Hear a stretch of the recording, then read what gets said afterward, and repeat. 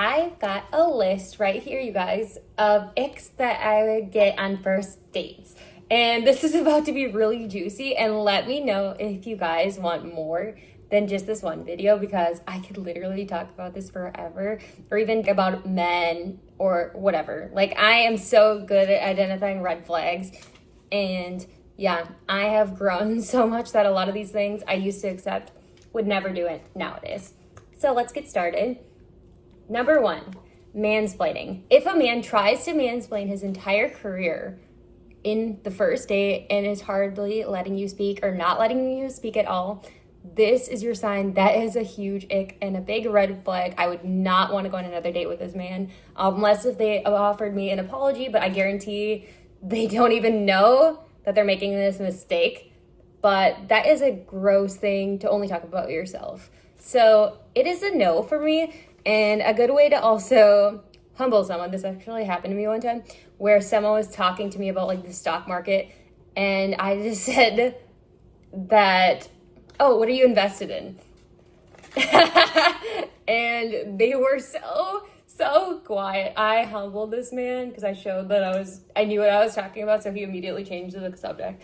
But I shouldn't have to do that on a first date. Like, if you're talking about it that much, like, it has to be a problem. And I'm someone too who has a lot of interest, but like, if you're not even letting me talk, or hardly, where's this going? You know, like, that's disrespectful. But yeah, I'm just saying, this is just something that I personally don't like. And I think a lot of people do not like this. But anyway, if you ever go on a date with someone like that and you want to humble them or show that you know what you're talking about, you can say that. So, number 2, lateness, no-show, or cancel. So, for example, I actually had this happen where someone was so late on their first date. This was recently. Like, I almost didn't contact them and just left. But I am in the state where I know what I deserve. And I already came all the way out to this place for the date. And he ended up contacting me in time before I even left, because I was actually just about to leave without telling him anything. So, yeah, that's how late he was. I actually thought I was going to be a no-show because I've never had a no-show before. But if I did, that's a definite no. But if you told me and communicated better that you were going to be late or there was something going on, that's fine.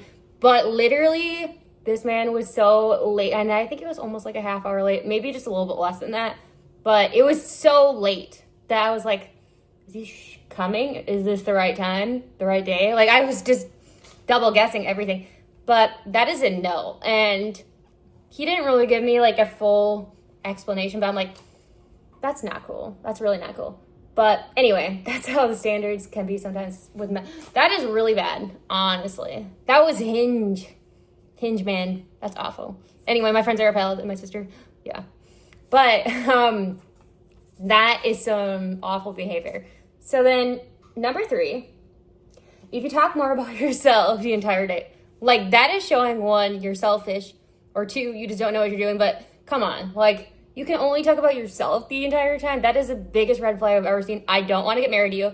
I don't want to go on another date with you. Like, that's a no. Like, that is the biggest no I've ever heard in my entire life. And I just know that dating you would be a huge train wreck, that you can only talk about yourself. Maybe you're even a narcissist. I have no idea. But if not, if you can't even communicate properly with me, like, not necessarily perfect on the first date, but if you can't even have like a minor conversation about me, not even one, biggest red flag I've ever heard. And if you need to learn this now, guys, I'm telling you, do not do this, because I guarantee girls will not like this at all.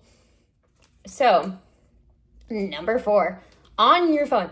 If you are on your phone majority of the day, or even really at all, you should not be. Like, that is an instant ick. And unless if there is like maybe like just a one-off, like where it was just like a one-time thing, or if we're just like waiting for food. I don't know. Maybe there's a one-time. But considering that this is the best opinion you're going to get of someone, and it's already in so yeah, I'm just saying. So you should be trying harder than that, obviously. And if you can't put your phone away for a 1-hour date, first date, especially a first date, you should be extra careful, is my point. So if you can't do that, sayonara, sucker. Get the heck out of here. I don't want you. And if you can't The only reason maybe it would be okay is if you said that someone was sick. That's fine. But you should communicate that before if you can. But I'm just saying, like, there may be a one-off to that situation, but I'm just saying that is a huge thing, considering that you're not hanging out all day. Unless if you are, but I normally wouldn't do that for a first date anyway because you don't know the vibe. And yeah, that I don't want someone to spend too much money on me the first date either, so I'd rather not do it like that. Anyway, I don't know if anyone else agrees with me. But yeah, if you can't even tune out for 2 seconds on a short date, it shows what you're going to be like in the future. And yeah, that's just a no.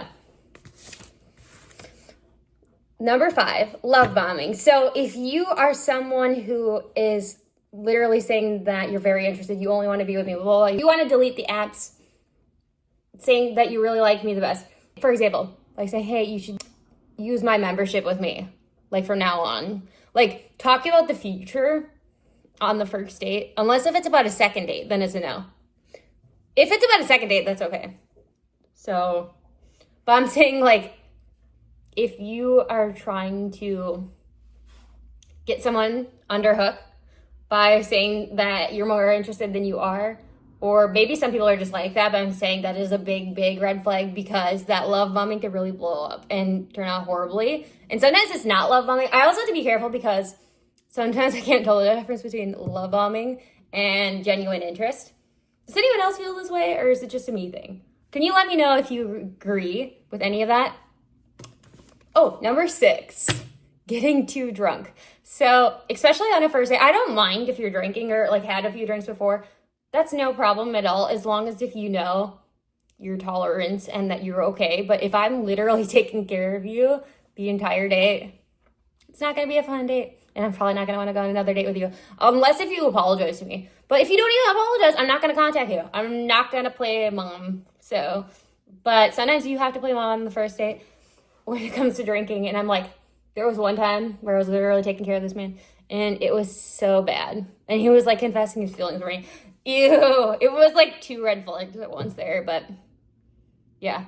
I don't know if like this person was a huge drinker. And not that I really care too much about people who drink, but people who do it in excess all the time, and especially on a first date, like you should be extra careful. But maybe they were just nervous. I'm just saying you should have apologized and noticed your behavior was bad, but I don't know. Some people like literally don't even know they're bad until like something really bad happens to them. So like go to jail, something like that, or yeah. So can anyone else relate with that? Number 7, rude to the waitstaff. That is a heck no. So far, that is one of the worst ones on my list, I think. Wouldn't you guys agree? Like, that is one of the most disrespectful things that you can do because it shows that you don't care for anyone else and you don't care for the waitstaff. So I can only imagine how you treat other people, not just me in that situation. And that could be me in the future. Or also, I would see you continually treating people like that around you, which I would not like because you think that you're better than the working class people. That's a hard pass. And there's a difference between being mean to the waitstaff and also just saying that they got their order wrong. That's totally fine. But you don't have to be rude. Some people are just naturally very rude. And you're like, I wouldn't even want to go out on dates with this person because in public, because that would be so cringy.